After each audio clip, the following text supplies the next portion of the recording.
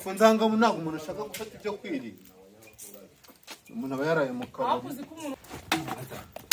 Akaga nikagwira. Urabona ukuntu ngushize. Ariko kankubaza nkugushize ngukozeho. Genda ujye guteka niri. Ariko reka nkubaza ikintu kimwe. Urabizi turi ipfubyi muri no. Turi ipfubyi nta muntu tugira turebera. Nkaho wafatishije ngo dufate dukorera no turi ipfubyi bivuze ko tutazajya turya muri uru rugo.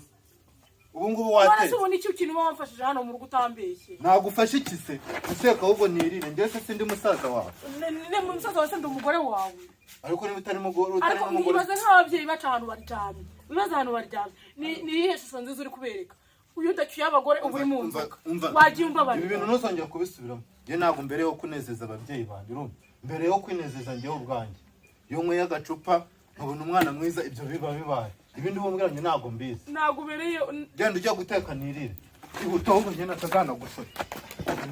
Ibingi nzabijugunyo bibonese.